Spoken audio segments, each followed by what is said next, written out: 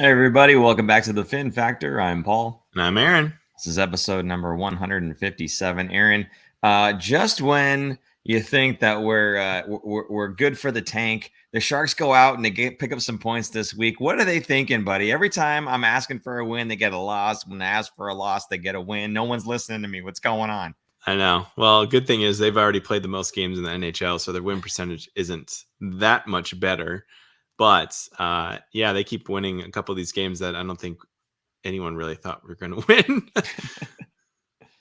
Yeah, I mean the Rangers let's go back. I guess the Islanders the first game. I was going to jump to the Rangers because that's the game I'm kind of happy, upset, whatever about. Oh, Peter St. John, by the way, saying evening all. Yes, good evening, Peter St. John. Thank you for stopping in. Appreciate that, buddy. Yeah. So the Islanders, it's a 5-2 loss. Now that we talked about the second period woes of the Sharks in the last episode there, and it kind of continued throughout this game as well. So the note here is that the Sharks are now, as of this game, had been outscored 12-1 in the second period. Is there a specific reason? I know we kind of talked about this before, but is there a specific reason that you believe that it's that second period that's causing them so much pain? I mean, I feel like every season there's one period that just eludes them. This year happens to be the second. I think last year was the third period, right? Or the first period. Remember, because Jones kept letting. I mean, in years past, Jones kept letting the goal in the first period. Remember that? It was 2 seasons ago where I don't think they held a lead or anything for a long time. They were always playing from behind. So yeah, there just always seems to be a period that they just don't like. So this year, the second period always makes sense because you have the long change, and if you get caught, you're going to be in no man's land and exhausted on that shift. So, in fact, that's how the Sharks scored today against Philadelphia. I love when they do this, when it's a long shift in the second period, and or a long shift, I guess, in any period. They show the ice time of the defense that's out there, or the defensive line team that's out there, and Philly was at like a minute and a half, I think, on the ice, which is about double the length of a normal shift. So those guys were totally gassed in the Sharks score. We'll get to that later, but that's like usually the problem is you get caught on the long change. And by the long change, in second period, they switch sides, but the benches stay where they are. So your bench is further away. So if you're caught in the defensive zone, you can't do a quick line change because your guys are so far away. So that's what we say, just to explain that real quick. So the Sharks were actually they had the 1-0 lead in this game, blew that. And you also say in here that they haven't scored more than 2 goals in those first 5 games. So the offense is just not coming. And we see Coach Quinn making some changes as the week goes on here. Maybe a little too late because again, the Islanders take that win 5-2. Moving on from the Islanders game, this is where they played against the Rangers. Quinn, of course, was coach for the Rangers last season, so kind of a return for him. He didn't get the reception that I think most fans would have liked him to get. I guess more San Jose fans. I think there's a classiness to it when you have an old coach that comes back and you kind of cheer him. And I don't think he got that reception from the Rangers fans. Now, again, it is New York. So what do you expect? Maybe a little bit more than you would from Philadelphia or something like that, right? If it was that coach. I don't know. But yeah, I mean, what did you think about that? Was that kind of like a classless thing? Well, think about it. He coached for I think 3 seasons and then got the can. So I don't think they made playoffs during those 3 seasons because they were in a rebuild mode, up and coming rebuild. But would you expect a video montage for Bob Boughner when he comes back into town? Yes. That's kind of a comparison. You think so? I think so. The You know Sharks why? never made the playoffs with them. You know why? Because we're classy. Because we're classy. Yeah, we're classy and we're handsome and we're humble. I could go either way on it, but I would tend to go on the classier side of things rather than the less so. So Right. yeah, I guess it was a little slight towards Quinn. I don't think it's not what I would have done. I'll say that. Yeah, I think even I like that you drew the parallel to Bob Bugner. I think you still give him that little bit of a tribute, that at least say, hey, thank you for all your years, helping us out, that kind of thing, coaching for the Sharks. And I think the fan reaction is not going to be, to give it to Bob Bugner. I think they'd be like, hey, thank you for that clap and cheer and yay. Right. No matter what you thought about the guy, I think you'd at least extend him that courtesy. And I guess that's just not the case in New York. But hey, we weren't in New York for those 3 seasons that Coach Quinn was there. So maybe there was some other bitterness that was going on. So who knows?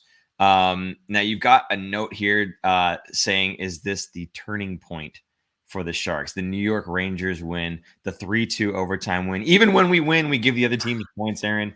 So do you think that this is a turning point for them? I mean, obviously we know how the rest of the week went, and after this game, it went okay. So do you think that they're turning it around?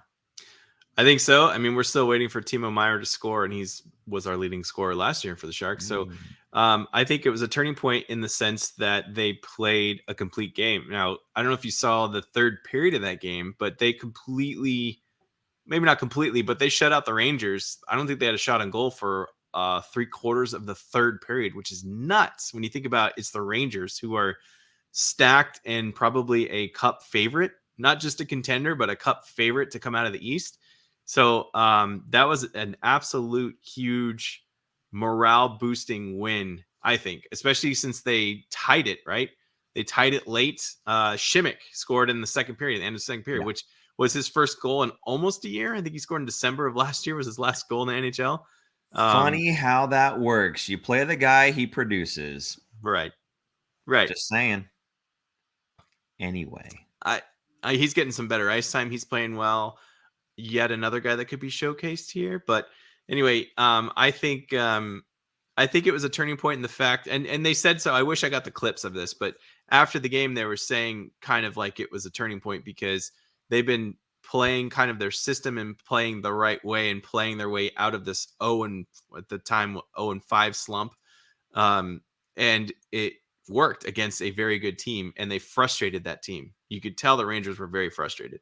So I think it was a turning point mentally for the team because, you lose 5 games in a row to start off a season. That's not going to do good for your psyche.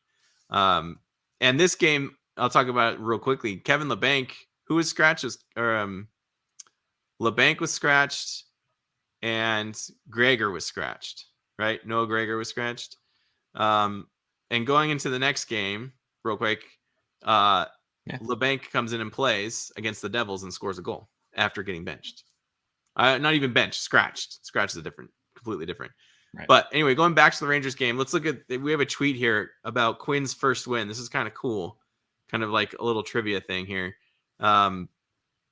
Quinn, his first win as a coach, I don't know if producer Jason's going to put this up here. I'm just going to keep talking. But his first win as the Rangers coach was against the Sharks at Madison Square Garden, and it was a 3-2 overtime win. His first win as the Sharks was against the Rangers at Madison Square Garden, a 3-2 overtime win. Is that weird? That's weird, Twilight right? Zone. That means we're winning a cup, right? Is that what it means this year? We're winning a cup? Well, no, that means so did David Quinn's Rangers win a cup? No, I'm just saying. Okay, weird. Then. So we're not going anywhere, buddy. We're not going anywhere. Anyway. Yeah. Peter St. John, the Rangers game helped to show the boys a way that they can win and identify. I agree.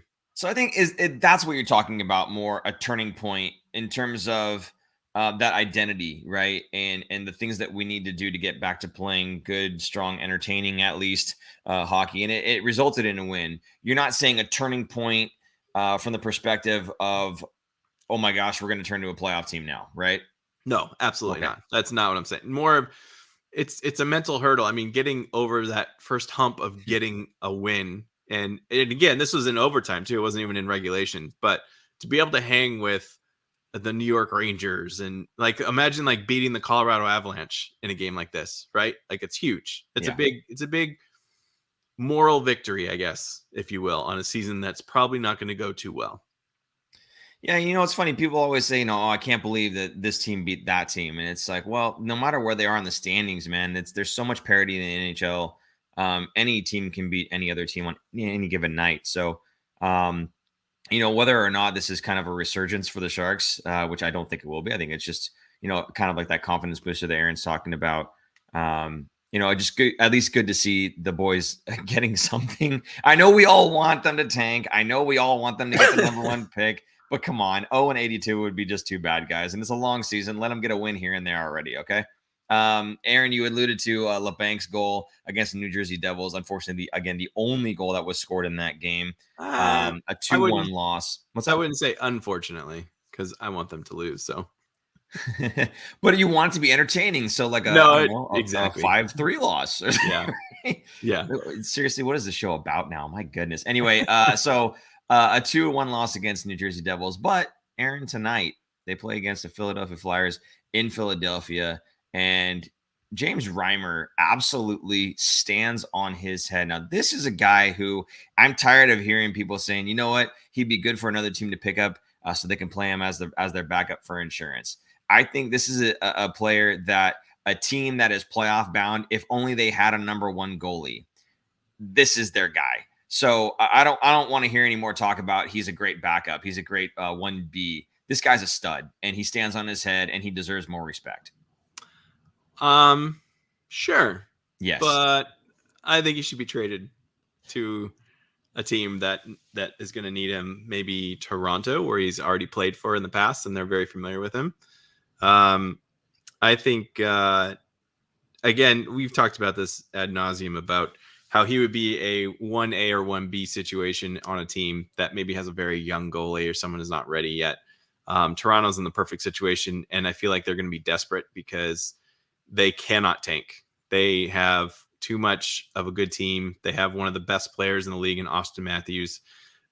They have too good of a team to tank and too big of a fan base to tank. Now, playoffs is a whole different story because I love watching them lose in the playoffs. I think it's fantastic that streak is just staying alive like the Bee Gees. So I love it, and I want to see more of it. But leading up to that, they need to make the playoffs, and to do that, they're going to need a better goaltender, and I think Reimer should be a perfect fit for them. Peter St. John saying new teams have to learn to win together, and we have so many new faces. We are a new team, more or less. I wouldn't even say more or less, buddy. You are absolutely spot on about that. And Kellen actually agreeing with Peter St. John saying that's a great point. And Peter St. John following up, can I tell my dad, Kellen, that you said I had a great point? I guess maybe they disagree more often than I know in the chat. But no, that really is. It is a great point that these new teams, they do have to learn to win together, and there are a lot of new faces in this team. Not just the players and the personnel, because that has changed quite a bit, but also, like we said, the coaching, the staff, the GM, down to the video guy. I mean, everything has changed. All the things have changed. All the cogs in the wheel are different. So that's an excellent point that even if all this made a lot of sense, that the players that they had, if it seemed like just the names that we have on paper should be winning, they're all new. It's going to take them time to kind of gel and come together. So, Aaron, we talked about potential turning points with some of these faces. I could definitely see if they started to gel better, things getting a lot better down the road here. But again, I feel like by the time the trade deadline hits, they're going to end up selling anyway, and that's all going to fall apart again, regardless. So, I think thank you for that. Yeah, the biggest question I think this season is going to be if they re-sign Timo Meier. That's going to be huge. Right. If they don't re-sign Timo and they trade him and get a ton of assets, picks, whatever, this rebuild, if you will, or retool, rebuild, whatever you want to call it, is going to take longer. If they re-sign him, yes, it will kind of limit them in cap space. But we do have some news on the cap space that could possibly be changing as early as next season. So I don't know if you guys saw this, but you want to wait for that later, or you want to do it now? Oh, okay, we'll wait later. I don't care. I'm asking you. No, that's fine. We'll keep talking about. I was gonna keep talking about Timo Meyer because he is goalless still, and in fact, he is leading the league with the most shots on goal without a goal. So he's this season's Noah Gregor? I guess so. He has 34 shots on goal without a goal. The next one, shots. 34 shots in 8 games. Roman Josi has 31 shots without a goal. That's coming from the defense. I feel like he's less expected. Yeah, he's going to have less goals because his shots are usually from further out. So not all of them, but majority of them would be. So anyway, I feel like the flood banks are going to just crash open here, and Timo Meyer is still going to be a 30 goal scorer this season. So they're going to be coming in bunches, I feel like. Are you worried about Timo? Am I worried about Timo? Yeah. I'm not so much worried about Timo so much as I am worried about what's going to end up happening with Timo, right? I'm more concerned with if we try shipping him off, for instance, what the return would be. I'm more interested in do they want to keep him though? Do they, you know what I mean? I know there's that whole $10 million what's it called, qualifying offer issue. But I mean that's more where I am. I'm a little bit less concerned with how many goals he gets this season, because for me this season it doesn't really matter how many goals any of these guys score, other than to raise their trade value. To me, the season's kind of we feel like it's already going to be a loss anyway. So what does it matter who scores what, right? That's kind of how I see it. So yeah. I'm not super concerned. I don't know. Do you feel a different way?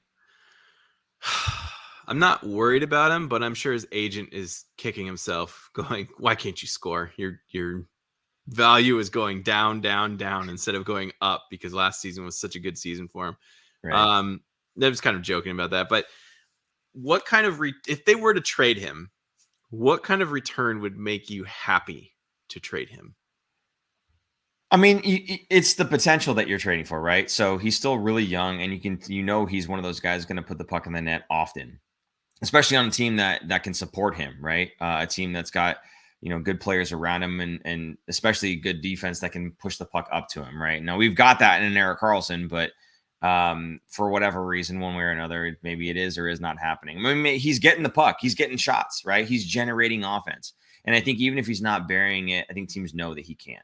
So the return on him is really looking at his potential, and I think the standard first in a prospect and an NHL ready player. I think that would be for a guy like Timo Meyer. I don't think that's asking too much. Now that's at least where I would start as a GM, and if they want to start talking me down, fine. But you always ask for a little bit more than what you actually think you're going to get. Maybe that's too much. I don't know. But that's kind of where I would at least start and let them talk me down from there. Do you think that is reasonable? Do you think that that's way over the top? What do you think? No, I mean, I would be asking for the moon because this guy's in his prime, a prime power forward, and power forwards take a little bit longer to kind of come to fruition. And he is definitely primed and ready and will be good for another while. Plus, he's an RFA, so they kind of have more control on a contract. So it's going to cost even more than if he was a UFA. Because that would, for those that aren't in the know, that means when, let's say we trade Timo Meyer and the new team can't sign him right away, they still own the rights to him and would still be able to only negotiate with him. He wouldn't be able to negotiate with anyone else unless they did an offer sheet, and the offer sheet would be over a certain amount of dollar amount. It's multiple first round picks. Like, nobody would really do it. So what I would want is I would ask for a bare minimum, obviously, is a first round pick, maybe 2 first round picks, one this year and one next year. And probably a second or third, like probably 3 draft picks I would be happy with, high draft picks, and a prospect. That would make me go, okay, you're going to be adding multiple very good NHL players on your team, possibly combine it with, if let's say the Sharks don't get the number 1 overall, let's say they start playing a little bit better and end up with like a top 10 pick. Maybe you could trade 2 of those draft picks to 2 first rounders, to get a top 5 guy or something if they target somebody. Just kind of gives them a little bit more leeway and stuff to do. But I personally like Timo, and I would like him to stay. I think he's an elite winger, and the Sharks don't have many at all, if any, elite players. Hurdle, to me, I wouldn't say he's elite. I would say he's up there. He's top, but he's not elite. Couture obviously is not elite anymore. I think he's an elite two-way forward, but not a leading scorer. So I think Timo, even he's 26 years old, signing him to, I hate these 8-year deals. I wouldn't want him signed to an 8-year deal. I would say 5 or 6 years. That would make me feel okay about it, especially power forwards. I mean, look at Gabriel Landeskog in Colorado, constantly hurt. He can't be in the lineup because the way he plays, his body's just wearing down. I feel like that's going to be Timo in 4 years, 5 years from now when he's just over 30. So I don't want too much term, I guess, if you will. I think maybe we should make that the roll call question today. What do you think? First of all, thank you for watching us, by the way. And where are you watching us from? And what do you think would be an acceptable return and a realistic return, of course, for Timo Meier? Okay, so let us know what you think that might be. I think Aaron's 2 firsts, a second, and a prospect. Is that what you're saying? How many elite power forwards in their prime are there on the market? I hear you, but that's what you're looking for. You're looking for 2 firsts, a second, and a prospect. The price is high, man. Wow. If they're going to rebuild and they're going to get rid of him, that would make me feel happy if he were to be traded. Okay. There you go. Love to hear what you guys have to say about that. By the way, it would go from the guys with no goals to the guys with some goals. Erik Karlsson, at least in this Philadelphia game here, scores his 3rd goal of the season. He's actually tearing it up right now. He's doing really, really well. Leads the team with 6 points across these 8 games. And then Sturm, another guy. I love Sturm. I absolutely love this guy. Hard worker. You saw the interview, the post-game interview, where he just kind of laid it all out there and, said, hey, this just isn't acceptable. We don't need, somebody to hold our hands. We play in the NHL. If we need somebody to hold our hand through this, like, what are we doing? Right. So I love the guy's attitude. I love his work ethic. I love his skill. And the guy he's getting rewarded with some goals. And if we're not going to be a very good team, then I hope he gets rewarded with a trade. So, talk to me a little bit about either of these two guys. I know Karlsson's kind of been the guy that's the whipping boy for the last couple seasons. Looks like he's turning it on right now.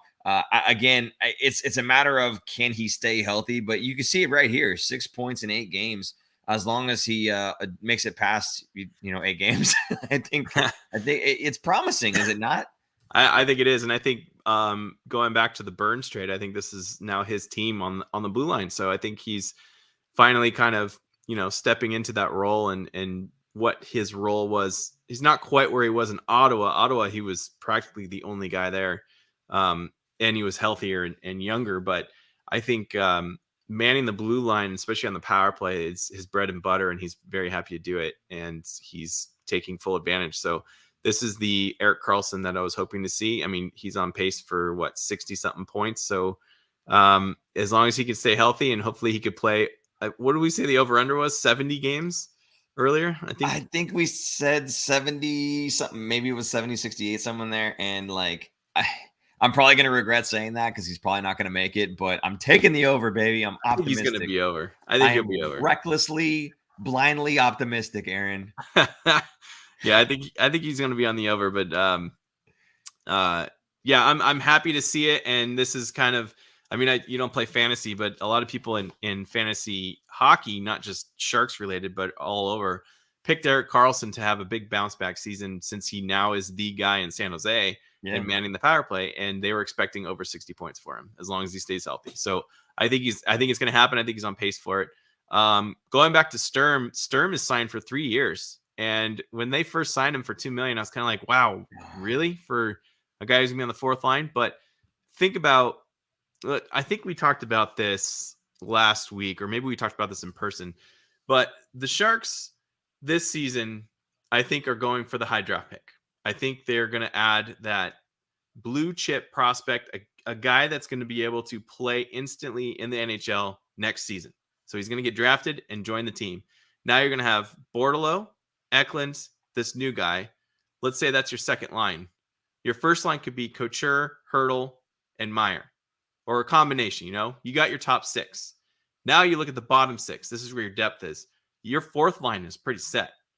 We have, I keep wanting to call him Marco Sturm, Nico Sturm at center, right?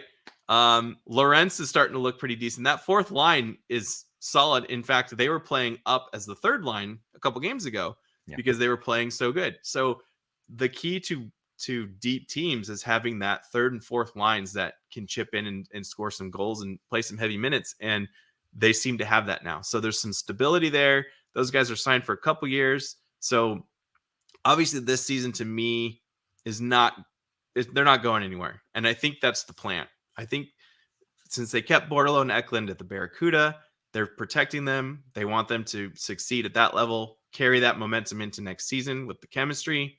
Boom. We're going to be much better next season. Yeah, I forgot he was a 3-year term. And I like that actually, because if Sturm is the type of player that, David Quinn likes and that GM Mike Greer wants, give him that term, give him the amount of time, right? Because if these other contracts are expiring or falling off, or we're going to be trading other guys, we want some level of stability there. And if this is one of the guys that they like the way he plays, they don't have to go out and find another guy that can do that, right? And like you said, you got guys from the system that can be coming up and taking those top line minutes when they are ready to go. So, and hopefully that's sooner than later. Maybe next year or the year after is a little bit accelerated, but at least you'd still have kind of that little bit of a foundation, a little bit of a rock still there with some of these guys that they've signed to a little bit longer term. So, yeah, I mean, it's tough because you see where the team's going. You want to make sure that they're getting that return at the same time. You kind of want to see them do well. And this is one of those guys that can really help them get there.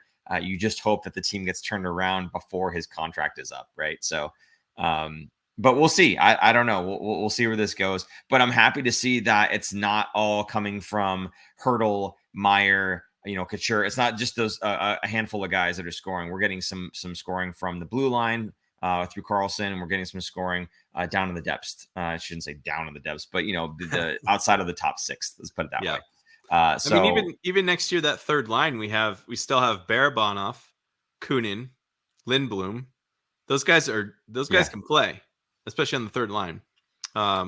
Interesting, by the way, Barabanov coming back into the fold, back on the top line immediately. So, and that pushes Lindblom, but that just gives you kind of more scoring depth. And frankly, he's a big, heavy player. So he's one of those guys that can really help out in that depth role as well, to provide not just the scoring, but that physicality and everything as well. So go ahead. Yeah. Just the depth is being built and the foundation is getting there. That's what I'm excited for is obviously it's next season, not this season, next season. The building blocks are in place. If you Peter St. John seems to agree. He says we lack top 6 forwards, but we are stacked with bottom 6. I think given that all that bottom 6 talent, we will be very solid. Yeah, I think that's along the same lines as what we're saying. Thank you, Peter St. John, for your comment there. Let's see. Goalies. Yeah, you want to talk about goalies here. Now, again, I kind of already expressed my sentiment for James Reimer. The stats on this guy: 2 wins, 3 losses so far on the season, a .933 save percentage and a 2.22 goals against average and a shutout in the season so far. So the man is real. He's I mean, honestly, again, for me, if he's a goaltender on any other team that's not kind of in the position that the Sharks are in right now, his stats are much better. I've always said this: goalie stats are more reflective of the entire team, not just the goalie. And maybe I'll eat my words as we talk about Kakanen's stats here. But I mean, honestly, like if you're telling me that this guy who's 2-3 is playing for a much better team like a Colorado, you're telling me that those stats, even at 0.933 and a 2.22 goals against average, you're telling me that those stats don't go up? I don't believe it at all. Right. All right. I think, I mean, he's playing to go on a better team. Obviously he needs to show it, but I feel like last season was a show me season to the league. Show me that you can play in a more of a starting role than you ever have. I think last year he set a personal record for the most starts.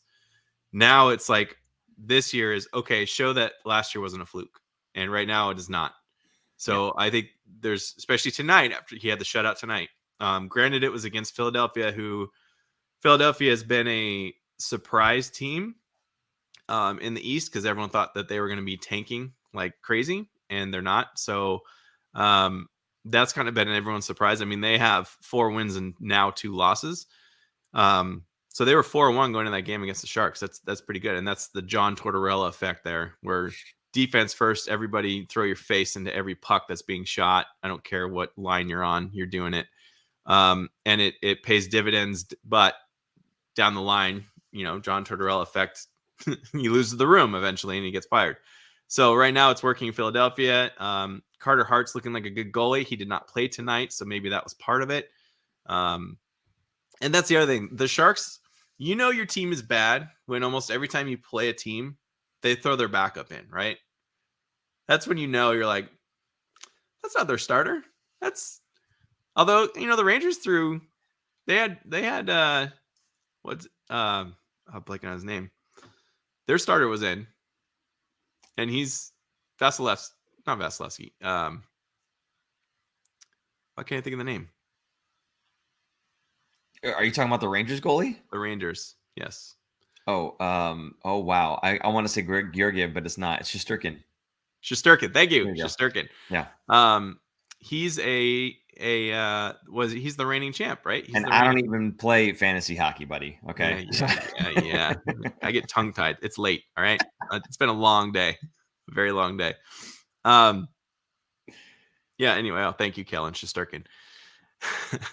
Little late. Yeah. Anyway, my point is you see most teams playing their backup goalie against the Sharks, and when you have back-to-backs, you got to choose and usually pick the weaker team to throw in your backup, and that happens to be the Sharks. And it's funny because the Sharks, I mean, being so bad, this is bad, good, whatever. They always seem to make the backup look like a Vezina-winning trophy, Vezina-winning goalie. But anyway, they won tonight 3-1 or 3-0. And Reimer is looking sharp. He stopped a couple of breakaways. In fact, Philly did score a goal on the power play. Yeah. But they called it back because it was offside. They had to review it. So he did kind of give up a goal. So yeah, 1 goal against with a shutout. That makes sense, right? Yeah. How about that, huh? No, it was nice. I can't remember who it was that had the stick out.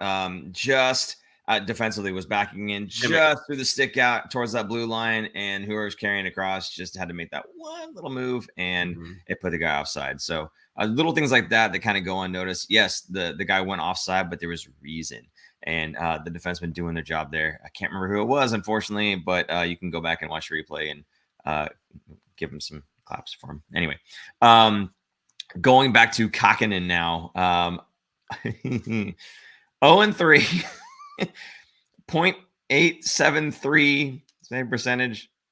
I mean, that's pretty bad. 3.46 goals against average. Given the 8.873, that doesn't sound so bad, right? You would think that that'd be a lot worse, but it's still pretty bad. Well, right?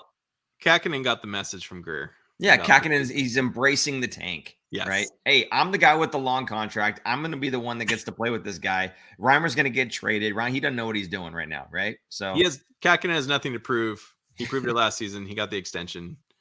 So, and he got the message, the memo that they need a better draft pick to be better. So he's playing his part. Kellen is asking how many power plays they've killed off again, the Sharks. I do not know the answer to that one, Kellen. I'm sure Aaron can find that one fairly quickly. Let's see. I got a lot of people in the chat saying Igor Shesterkin. Thank you guys for trying to let us know. The thing is, there's like a 30-second delay between what we say and then what you guys type in the chat. So even when you get it to us, it's already so late that somebody listening would have missed it anyway. So, or we probably would have moved on from that subject. So I do appreciate you guys typing it in the chat at least, though, and helping us out there. It was a very Captain Jack Sparrow moment. Today is the day you almost scored in the Sharks PK. Nice.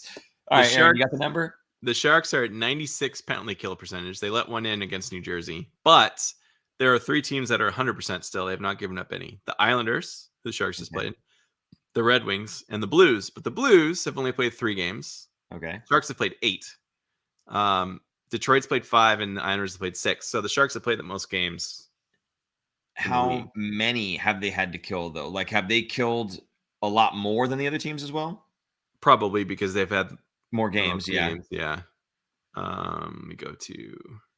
I'm going to say this one as carefully as I can. Nicholas Egan, big cack as in Kakinen, did have a .944 last game.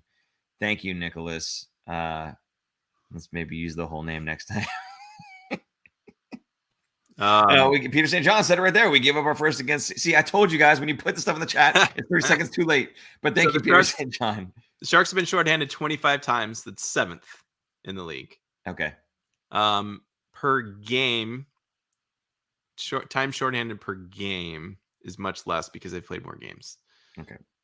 But anyway, they still have elite penalty killing. Very good in the league. Well, I'm happy to hear that. And in a sense, of course, in the sense that we want to try to get that number 1 overall, it's not so good. But hey, man, there's always 5-on-5 to get scored on, right? So, well, the Islanders, who are second best, 0 goals on 22 shorthand chances. That's pretty good. Oh yeah. Sharks are 1 on 25, so they're very similar. Yeah, good. Okay, so they give them 3 more PK opportunities, and maybe they will let one in, and then we're in the same spot. Okay, good. You had brought up before we do that, Peter St. John has one more comment here. We were the number 2 PK last year, and then we added a bunch of bottom 6 talent. I'm convinced we will have the top PK this year when it's over. Potentially, but honestly, even if we don't have the top, having the second best is still pretty dang good. And especially if some of those guys, those depth guys that are going to be the ones that are playing the PK. And remember, we didn't have Bonino tonight, and normally Bonino's a guy that plays on the PK as well. So if they did fairly well tonight, then without him, then it seems like the bottom 6 is handling it regardless, right? But if those guys are the guys who need to be coming back for the upcoming seasons, a guy like Cunnin and Sturm, I mean, that bodes well for that same level of domination, if you will, on the PK for years to come, at least. So hopefully that'll be the case. We need them to be good when we're hoping to be good. So right. All good things, I think, in that arena for upcoming years. So there you go. We talked about, or you had brought up salary cap earlier in the show. We passed on it. We're back to it now. You need to explain this like I'm a 5-year-old.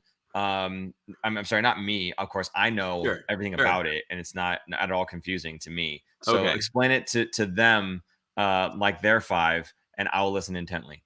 Okay, so the salary cap next season could possibly go up by $4 million if the NHL players pay off the escrow. If they don't pay off the escrow by the end of this season, it will only go up by $1 million. So the way escrow works is, think of the league shares its revenue or shares its income with the players. So at, my lighting gets on mess when I do that. Let's say they're even. So 1 year, let's say most of the teams sell out and net income revenue goes up for the league. Well, the players get a share of that. So the league will pay out into escrow that goes to the players. The other way around, and which is what happened during COVID, the revenues dropped because there was nobody coming to games. There was no revenue. There was no games played, but the players were still getting paid by the owners. So they had a paycheck still. To make up that deficit, they have to pay into escrow. Now, escrow can fluctuate anywhere, 10 to up to like 20% or something out of the player's salary. So I was giving this example earlier. Erik Karlsson gets $11 million salary. I'll take his because he's the highest. 11.5. His agent gets a percentage of that automatically gone. I don't know what it is, 1-2%, something like that. The escrow could be 10 to 20%. Let's say it's 20.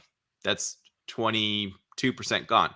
Then he's got taxes to pay. That's another 35% or so. And he's in California, so it's even more. So you think these players get paid a ton of money, which they do, but you're taking more than 50% of it is coming out. So the take-home cash is usually less than 50% of what their actual salary is. Now, no boo-hoo. I don't really care. They're making tons of money and millions of dollars. But my point is the escrow fluctuates every year. And for players that are making league minimum, that hurts. Imagine making, let's say, $1 million, which is even more than the minimum. You're taking away 20% of that right off the top. That's $800,000 coming to you. Then you minus taxes. That's maybe even half. Now in the Bay Area, or $500,000 is still decent money, but it doesn't go very far when, let's say, you're in the league for 3 years. You don't get to even really save up that money, really, depending on where you live, depending on all that stuff. So it's not quite that good. But the point is, going back to the escrow payment, if the players are able to pay off basically what the debt from COVID this season, the cap will go up $4 million because revenues have shot up. Now, we talked about this kind of earlier last week with the new boards, the new kind of ads on the boards that change out. There's more revenue right there. So more stuff like that the league is doing. We're going to see the jerseys that are going to have a sponsor on the collar area or something. That's more revenue going into both the players and the owners, and salary cap goes up. So it's a good thing. So I'm hoping that happens, because I know a lot of teams that could use $4 million in cap space instead of one. Yes. Imagine that. It's almost an entire Kevin LeBanc salary gone, wiped off the books. Nice. So I've managed to uncross my eyes from your explanation there. And I guess the only thing that's interesting about this is, do the players who are up for contract then have more incentive to want to pay off the escrow, because the cap goes up, they can make more money on their next contract? Whereas guys who are locked into something maybe a little bit longer term, say a 3-year contract, a 5-year contract, maybe they don't care to pay off that escrow amount right now, right away. And they'd rather do it over the course of the next few seasons because, hey, I'm not up for a new contract anyway. Who cares if the salary cap goes up? Yeah, I don't know. Nicholas Egan just put escrow this year is 10% and will go down to 6% from 23 to the 25 season. So there you go. The escrow is going down. The players are going to owe less because the league is making more money. Not quite balanced out, but there you go. Thank you, Nicholas. Kellen, I heard if you gamble with the money, you get deported to Canada. Oh, Kellen, love having you in the show, buddy. Thank you for being here. My goodness. Okay, let's do these reverse retro jerseys. Aaron, you've got the pictures here. Nobody leaked them. Okay, this has already been shown. It's yeah, there you go. It's already been shown. It's already, everybody knows about it. They've announced it. Everything's there. It wasn't on some shelf in some no-name store somewhere that somebody happened to put up without knowing that there was a problem. Regardless, they're out. They're available. Do you like these things? First of all, they're a throwback to the days of the seals, right? So the California Golden Seals. Why don't you go ahead and kind of introduce it? Super producer Jason's got a picture, I'm sure. Go ahead.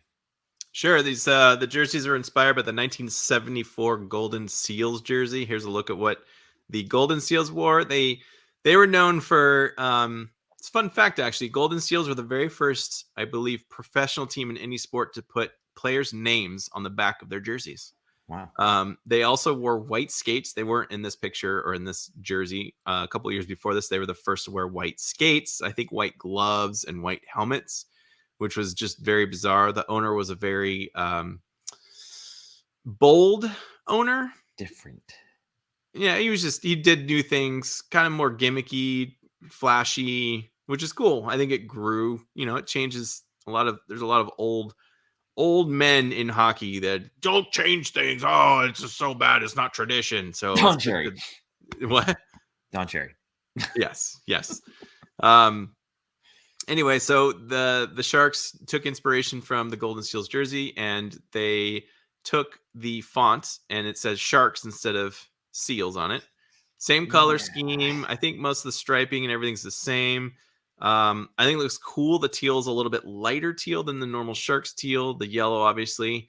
I think it looks sharp. I'm excited to see what they look like on the ice, because I think I'm not sure what the pants are, like the whole outfit. Like, I remember when we saw the other jerseys leaked, you're kind of like, oh, this looks bad. And then you see it on the ice with everything, the full kit. You're kind of like, oh, that's really lovely. I think these look nice. They look sharp. Around the league, every team released again reverse retro, and people were kind of grading them. And Sharks, I think, were in the top half, so that people like them. Most people like them. You don't like them? No. I'm not a fan. I don't know. I'm not a big fan of them. I didn't like them. Now, again, perhaps I'll see the whole kit. and I'll say, you know what, I need to buy that. I don't think I will, but it's. I mean, I can understand how people would look at it and go, "Oh, cool throwback," and it's a cool kind of salute to right the golden seals and everything, and I can get behind that, no problem. But I don't, just the whole look of it itself. Frankly, I didn't really care for the golden seals jersey even before they started doing this reverse retro stuff. So I didn't really care for the jersey in the first place. And for them to do that, yeah, I know, I know. For them to do this, I'm like, hey, it's cool. I can appreciate where you guys are going with it, but yeah, I'm not a huge fan. Kellen, those jerseys look like a 70s couch. Yeah, okay, I'm with you there. You know, they're not like velvet red, I guess, but like, yeah, it's just, to me, it's a little strange. It looks a little weird. I don't know that I like it. I don't know that I would want to own it. And I'm sure when they go out and they play in it, it's not going to matter to me. I'm not going to care. But they're going to have people that do like it, and they're going to sell some. And that's the whole point, right? Right. I like it because I like that they did something completely different and not using the Sharks logo. Like, what I really want to see is the Sharks shoulder patch. Even the new one. I like the new one a lot as the main logo. Like, kind of blow it up. So Florida Panthers did this. I don't know if you saw for their reverse retro. They took their shoulder patch, which has a hockey stick and what is it? A hockey stick and a palm tree with the sun in the background. They're crisscrossed, and it looks awesome. And they blew it up on the chest. Do something. I like something bold like that. That's different, very different than doing. If you look at Toronto Maple Leafs, it's the same. You know that meme from The Office? It's the same picture. It's literally like, that's a Maple Leaf jersey. There's nothing different about it. It's so boring. I don't like when teams do that. It's just like they're too scared to kind of venture out and do things bold. I think this is more of a bolder move. Oh, there you go. There's the Florida one. That looks so cool. It's so different. It looks like something you've never seen before in the NHL, right? Yeah. Well, I mean, from here, the hockey stick looks kind of like a golf club. That's what everyone says. It's there you go. Club, which is kind of, it's a fitting because it's Florida and they golf a ton there. I mean, Florida's actually a good team, so they're not always going to golf early, like the cliche. But again, Nicholas Egan is on the same wavelength with me. He says the real question is, would you buy it? And that is the whole point, is it not? Between reverse retro, third jerseys, all that stuff, it's all about, would you buy the thing? Would you spend money on it? I'm not really a jersey collector, I would say. Not so much anymore. I don't know. I'm getting too old for that, I guess. Maybe my kids someday. I would, if I were to buy jerseys, I'd probably buy it. I like it. I like it enough where I'd buy it. Okay. But I like the new jerseys they have this year. Like, I like the white one more than the teal. I like the teal a lot, but I like the white one even more. I think it pops and looks really good. So standing by itself, I agree with you, but I gotta say, with the whole kit, there's something about the whole thing being teal head to toe that just did it for me. I didn't think I was gonna like it, and I see it on the ice, and I really like it. And when they're wearing the whites, something seems just a little bit off. It doesn't look bad. It just doesn't look as good to me as the full-blown teal does. And I'm shocked because I thought for sure I'm not going to like this at all. And they did a great job. So happy with that. You know, another jersey that I'm considering picking up, by the way, and I didn't like it either at first because I thought it was a little too plain, those black CUDA jerseys. The all black CUDA right across the front diagonally. I thought it was just too plain.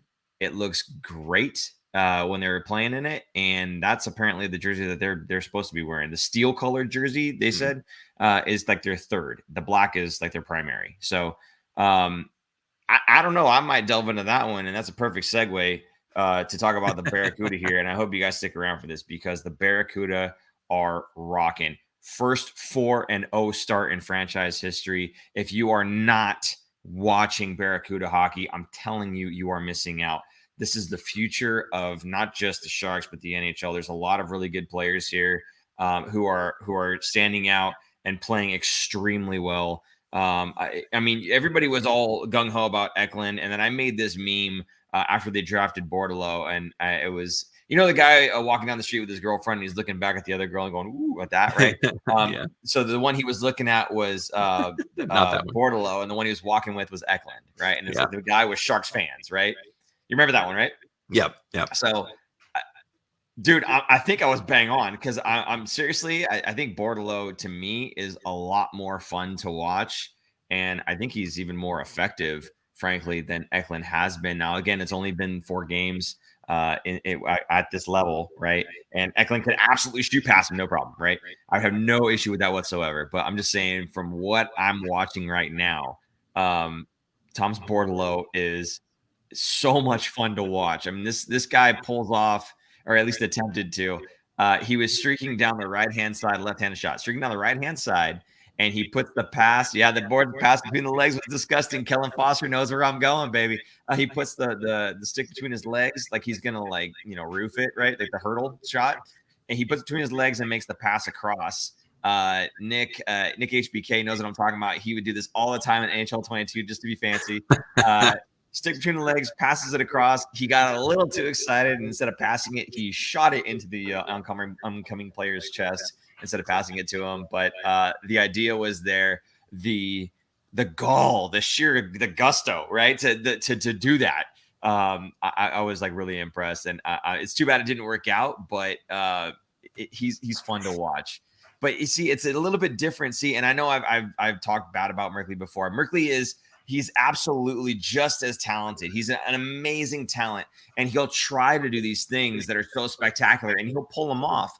But then he goes a little bit over the top, and then he ends up becoming ineffective. Bordeleau, on the other hand, he does these things while still being effective. So it's very entertaining hockey, but it's also it works. It really does work. The guy's got, let's see, actually I have the stats right here. I'll let you know. He is 3 goals so far, leading the team with goals, I believe, with 3. Yeah. And he's tied for second on the team with points. And the Barracuda have Derek Pouliot. You might remember him as one of the defensemen who beat the Sharks in the 2016 finals with the Pittsburgh Penguins, but spent most of his time in the AHL. We've got him. Guy's got 4 assists in 4 games. He's leading the team in points. And then it just goes Bordeleau, Luke Johnson, Andrew Agozzino. Coey is in there. Tristan Robinson's in there. Eklund, Merkley. There's a lot of names on this roster that have a lot of promise to make their way out of the AHL. And I'm telling you guys, if you're sleeping on AHL hockey with the San Jose Barracuda, you are missing out. Seriously, you're missing out. That's my whole rant. Go ahead. Yeah, I'm. This is pretty much what I expected the Sharks to be doing, sending these good guys down and getting meaningful minutes and running with it and showing that they can put it together and lead a team. And 4-0 is amazing. I can't believe they're 4-0. It's great. I mean, I can believe it because they're pretty stacked and most NHL teams don't have too many of their prospects down. But this is looking promising. And you know what? They're doing it right. They're doing it right. They're doing it the way the old school Red Wings did it, right? They let those guys sit in the AHL and bake, and they let them win, and they let them dominate, and then they bring them into the NHL, and it wasn't just a swift punch in the gut. They were used to working hard and beating guys, and even if the competition was better, they brought that culture in as other guys were moving out, and the guys that were already there were all they were winning. The Red Wings in that era, they were winning anyway. So to bring those guys in, it was just a continuation of what they had already been doing in the AHL. So you're just taking that skill and instilling a whole nother level of confidence. Now the Sharks don't have that to their advantage, of course, but they are going to bring some of these guys in over the next season or 2 at least. And you're going to be able to watch them now. And I'm telling you guys, it is a blast. It's cheap. It's local, obviously. So you don't have to go. Was it where were the Sharks? Worcester? Yeah. Back east. That was a while ago. Not like that anymore, guys. They're in San Jose. Go. I'm telling you, go check it out. The new arena is phenomenal. Go check out the new arena. Yeah. So if you guys need to talk to like a ticket guy, let us know. I'll point you to our ticket guy. He'll pat us on the back for that one too. Are we sponsored? Are we sponsored by the Barracuda? What's that? Are we sponsored by the Barracuda? I don't think we are, but we should be for the amount I'm pumping them. I'm telling you guys, they are phenomenal. Go check them out. Oh, you mean Peter St. John says, you mean like Noah Gregor, Paul? No, I don't mean. I mean much better than Noah Gregor, okay? I mean much better than that. Noah Gregor should have been baking longer and being... Oh, yeah. Should have been baking longer? Yes, absolutely. Yeah. Should have been baking a little bit longer in there. I think that would have done him a world of good. Plus, maybe he would have had the opportunity to play with some of these guys, although now he's a little bit too old for that, so maybe not. But, like I said, dude, I've checked these guys out. Plus, hey, we're going to be there. So, come say hi. I've had so many fans show up at TechCU. And the last game I went to, I was at the concessions, grabbed some popcorn, started walking out, and somebody just yells, "Yeah, Fin Factor!" I'm like, "Oh, what's up?" So I talked to him like after the game and everything else. It was great to see some fans out there. Nick is asking, Paul, I hear you. I'll be at the October 26th game. Will you be? Nick, I did get your message, and I just don't know. That's why I've not responded to you. I just don't know. It's either going to be me or Aaron or Adam or no one. And one way or another. Wednesday night. What is it? It's Wednesday night. This Wednesday night. Oh, it's this Wednesday night. Yeah. Yeah, I don't know, bro. I got to figure it out. Zinxie. I haven't seen Zinxie in a very long time. Zinxie jumps in the chat with an amazing hello. Thank you, Zinxie. That was amazing. Get on with it. Yes, get on with it. Yes, get on with it. I think that's directed at Zinxie. Like, give me something more than just hello. But I could be wrong. Maybe it's directed at us. I don't know. Pretty sure it's directed to you. Okay, me? That's rude. Come on, Aaron, back me up, man. Peter St. John says. Anyway, okay, so I'm done talking about the Barracuda. But honestly, guys, go check them out. It's a good time. So, upcoming games for the San Jose Sharks. We're not going to talk about the Barracuda. So, Sharks upcoming games. They do have 3 this week. Aaron, break it down for us. We've got the Tuesday game against the Vegas Golden Knights. I guess Brody likes to specify Las Vegas Golden Knights. And then Thursday against the Toronto Maple Leafs. And then the Saturday game against the Tampa Bay Lightning. Talk us through them. Those are tough teams right there. Toronto is turning it around. They're 4-2. Vegas 4-2. And who was the last one? Toronto. Missed that. No, Tampa Bay was the last game. Sorry, Saturday. Tampa Bay again. So we're playing Tampa Bay again. No. Vegas, Toronto, Tampa Bay. Tampa Bay, Cup favorite. They're 3-3. I'm hoping the Sharks show up against Vegas, but I feel like all the players that hate Vegas kind of aren't on the Sharks as much anymore. And then there's, Reeves is gone. So like the hate factor's kind of dropped off a little bit. Now, going back to last season, they did knock them out of playoffs, I'm sure. And they celebrated like they won the playoff berth. The Sharks did, I think, after that game. So they were very happy to play spoiler.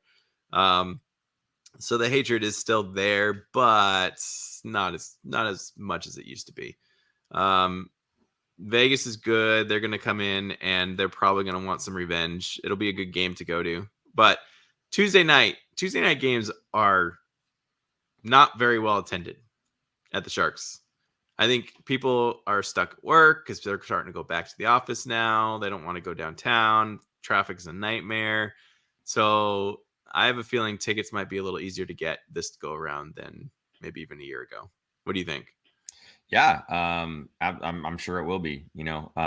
Pick up tickets anytime you can if they're cheap. I mean, still good hockey. It's fun to watch. Like we said, the whole point of this season, the whole wish for this whole season is to be entertaining, right? We know we're probably not making playoffs. We know we're probably going to end up losing against some of these better teams.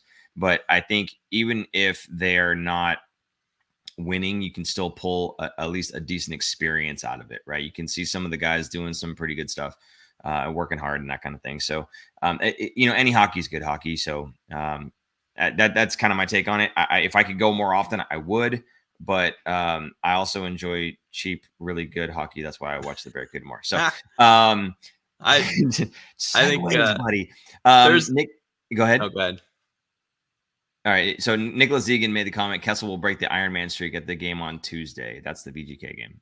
That's cool. So I wonder if they'll keep playing him after that because I don't think he's been doing too great. But just shower him with hot dogs. Thursday against Toronto, you always see the SAP Center turn into a Maple Leaf Center. There's so many Maple Leaf fans that come out of the woodwork in their jerseys. It's crazy. Even when the Sharks were good, there was always a ton of Maple Leaf fans. Now the Sharks are bad. I think that's going to be even more lopsided. I'd be even closer to 50-50 people in the arena of Maple Leaf fans. But they're going to have a very strong and good look at Reimer. I bet Kakinen gets the Vegas game and Reimer gets the Toronto game. Maybe. What do you think? So wait. You think Reimer ought to go back to Toronto? That's hard. Okay, because what He's did we coming off talk a about shutout. with Vegas? What did we talk about with Vegas earlier in the season? Have they fixed that problem? Their goalie?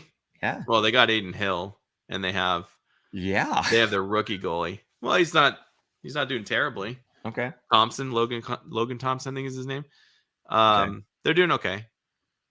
Somebody asked actually if they're going to be starting Hill. If you think that Hill gets a start with Vegas, maybe, since it is the backup against the bad team. Fair enough. Yeah, I wouldn't be surprised. Yeah, I would say yes to Hill, unless the coach is just a jerk. So either coaching. Who's coaching in Vegas now? I have no idea. Either way, Reimer's on watch with some. Reimer's on watch. I think Toronto, you don't really see interdivisional trades. I mean, Aiden Hill went there. The Sharks already traded Aiden Hill. I don't think the Sharks were worried about Aiden Hill. Right. Going exactly. Into the division. They needed to move one of the goalies. Yeah. I think it's funny. Like if you go back to this last summer, Aiden Hill, he was hurt at the end of last season, and there was an interview question to him. I think it was before the season had started. Like, how's it going? Are you healthy? Are you looking forward? What is it like going into the season with 3 goalies? And he gave a very kind of cryptic answer of like, well, I'll be playing in the NHL. Like, I have a feeling they had a trade in the works already. This is when he was still on the team. So he was alluding to the fact that he was going to be playing in the NHL, but he never said for the Sharks. He never mentioned it, which I thought was kind of funny. So he knew something was up. He was probably working on it. Probably him and his agent were helping facilitate some kind of trade. Without, coming out into the open in the public, which some players do. That's what I feel like happened. Anyway, I think these 3 games are going to be tough. Vegas, I mean, almost every game is going to be tough because the Sharks are not good. But how about this? Do we see Timo Meier get off his schneid and score a goal in one of these games? There we go. It's not so much are we going to win or lose against any of these things, right? We just got done saying we want entertaining hockey. Exactly. We're not looking for the win or the loss. And in some cases, we're actually looking for the loss, but we're looking for entertaining hockey. So under that, guys, are we looking for Timo to score, to break it, right? To get out of his slump? Yeah. Is this where he does it? Is this where this week does he get out of the shadow of having no goals? Guys, throw that in the chat real quick. This is probably the last thing that we ask you guys here, but so let us know. Do you think Timo Meier breaks out of his slump sometime in these 3 games? Now the competition is tough, but competition was tough against the Rangers as well, and they showed up. And actually, like Aaron said, Philadelphia was I think you said 4-1 going into this game, and the Sharks dealt them their second loss of the season. I mean, it's a pretty good team right there. So do they show up against one of these 3 teams? And if so, does Timo get on the board? That I don't know. I mean, I would love to see him kind of get off the schneid at the same time. Like whatever. It doesn't really matter, right? So, I mean, I don't know. What do you think? Do you think Timo gets off the schneid, first of all? And second, like you see a guy like Kevin LeBanc scores a goal, right? First goal of the season. After he gets scratched and he comes back and he scores. Do you think a guy like Kevin LeBanc maybe has a little bit of a better game against these teams here? He just got one and he feels like, okay, I got the ball rolling. Let's get going now. Does that build a little bit of confidence for a guy like him? Absolutely. Any goal scorers, getting any kind of goals gets you on a roll. I mean, this vintage Marlowe would go on streaks, right? He'd be scoring like, I don't know, he'd get goals in like 4 or 5 games in a row, and then he would go like 10 games without one. Like goal scorers kind of go on these streaks. So I think once Timo gets that ball rolling, he's going to do it. Now, I don't think LeBanc's quite an elite sniper. He does have a nice shot, but he's more of a playmaker. But the good thing is he scored on 5-on-5. It wasn't on the power play. That's kind of his bread and butter. He's better. He seems to be better on the power play when he has a little bit more time and space. When he's on 5-on-5, he's not as effective, and he's more of a perimeter player, playmaker kind of guy. So I'm hoping Timo gets off the schneid sometime this week against one of these teams, and I bet the Sharks will win one of these games. I don't know which one, but I'd say one. Okay, so they come away with 2 points on this whole homestand for this week, I guess. Okay, good. Nicholas Egan says the whole first line has had a rough start to the season. Yeah, remember the whole first line didn't have Barabanov on to start the season either, though. And as we had brought up previously, it takes a little while for these guys to kind of gel. So I can't remember who was it. Was it Lindblom? Who was on that top line now? It was mixed around. Cunnin was on. Cunnin was out there, which I thought Cunnin did a great job. Don't get me wrong, but I mean, again, it takes a little time to gain that chemistry. So having Barabanov back into the fold there kind of brings the chemistry for that line back together, which is, it's a good thing for them. So I do see here a couple comments about whether or not Timo's going to score. Marty McFly says Timo scores this week.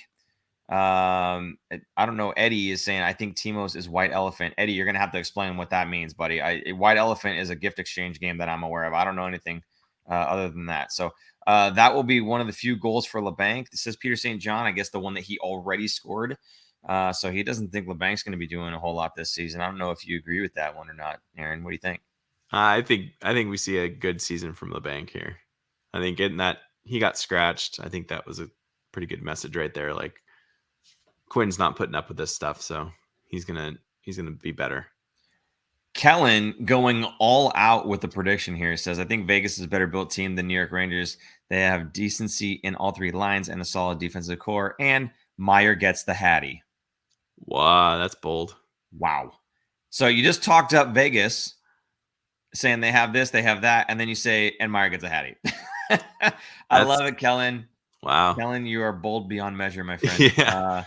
Let's see if that happens and how many comments we have on this show afterwards. Yeah, no, it'll have to be a very special tribute to Kellen if Meyer gets a hat trick against Vegas. So, hey, Kellen, you're on Twitter, buddy. Keep us honest, okay? Let us know if he does get that Hattie. Throw it right in our face, bud. Absolutely. Cunnin gives Couture the ability to be a playmaker instead of a grinding forecheck man. Yeah, absolutely, because it's Cunnin's kind of his job. He's a bigger body, skates hard, gets in, bangs and gets the puck back out. So yeah, absolutely, Couture can do more of setting the play up as opposed to trying to dig out. Cunning's bread and butter is going to get the puck in the corners, getting in the dirty areas and getting the puck to those guys. So he meshes well with any line, really. Like the top two lines can work on the power play. It works. He gets those dirty areas. And here's something I do want to call out. And you had said it earlier, and I wasn't going to say nothing because whatever. And Peter St. John here says, I hope so, but so far he just doesn't score a lot. And we're talking about LeBanc. Hope so, but so far he just doesn't score a lot. Like Aaron said, more of a setup guy. I take a little bit of issue with this idea that he's a setup guy. And I understand. We look back at the famous, 4-goal in 5-minute power play thing with Vegas, right? And he was in on every single goal. If you take a look, other than the goal that he scored, I think 2 of them were him just taking the puck in and then backhanding it off the wall to the defenseman who actually did something. So I don't call that a setup guy. And I seen him do that in seasons past, especially when Burns was there, where he would take the puck in and then just backhand it off the wall back to the defense. That to me is just a set play. It's no big deal. Yeah, but it's not a setup. He's setting it up in the fact that he's taking away a defender and giving Burns space to get the shot off. That takes zero hockey IQ. All that is just drive into the zone, throw the puck backwards. That anybody, I could do that. No, he's drawing the forward. He's playing defense on the penalty kill towards him. Gets the puck to Burns, so he has an open lane to shoot it through. That is just take the puck in, throw it back. That's all that is. That's not him thinking I'm going to suck the defenseman in with me. That is just a normal thing in hockey. I heavily disagree. Oh my goodness. It's a normal thing in hockey. It's not anything special. I'm sorry. If you want to get set up guy, you look at the guys that are controlling hey, Ryan Merkley, I'll pump his tires right now. Ryan Merkley is a hell of a setup guy. He's the dude that is controlling the puck, constantly looking, finds that guy that no one else sees, and then throws it through a seam. Boom, one time it's in the net. That's the kind of player that's a setup guy. Eric Carlson is a setup guy. Couture, to some respect, is a bit of a setup guy, right? He's the guy that's finding guys and getting the puck on their stick. LeBanc, to me, is not that guy where you give him the puck and expect him to control it on like the half boards and then find somebody. That's not what I'm looking for LeBanc to do, right? And I don't think that that's what he does, frankly. So I don't know. That's my take on LeBanc, but Obviously, some people disagree, and that's okay. But for someone to say he's a great setup guy because he throws the puck off the boards back to the defenseman, I have a hard time with that. That's just me. So anyway, you good? Cool. We're good. Yeah, he's cool. Yeah. Let's see, Kellen. Last comment here. I'm just upset we were unable to see the garbage collector slide used for its true purpose in this week's episode. I'm going to say the word garbage. I'm going to say ditto. I'm waiting for super. I was waiting for super producer Jason, but there you go. Okay. For those of you on the podcast, we have a slide. It's an image, and they have no idea what we're talking about. Go to the fin. There you go. Maybe I'll post it on our socials this week.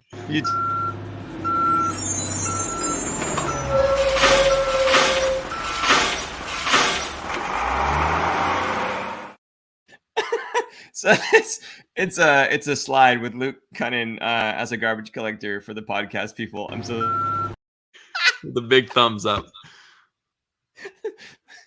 I'll post it. I'll post it this week. Okay, good. Our socials. Very good.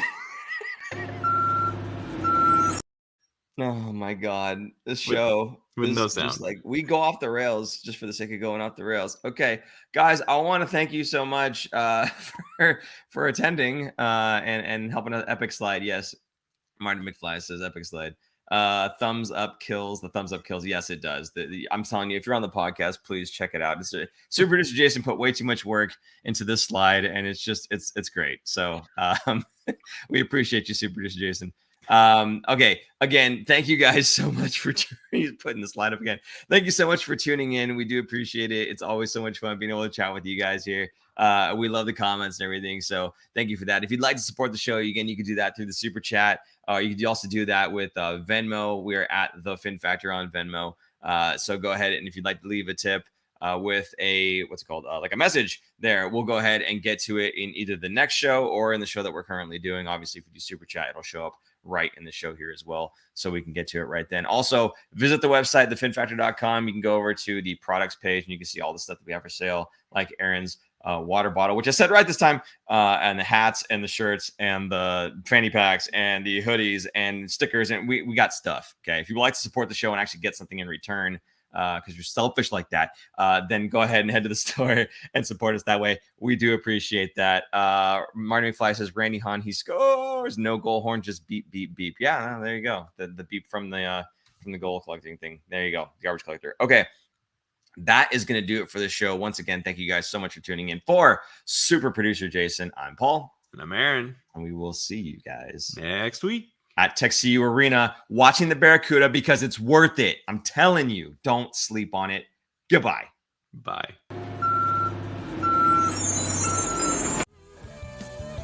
Thanks for tuning in. If you like this episode, check out our other content, especially interviews. You can interact with us directly through social media at The Fin Factor and on Instagram at Fin Factor. And don't forget to join our live streams on YouTube. Visit our website at thefinfactor.com, where you'll find all of our episodes as videos or podcasts. You'll also find our exclusive merch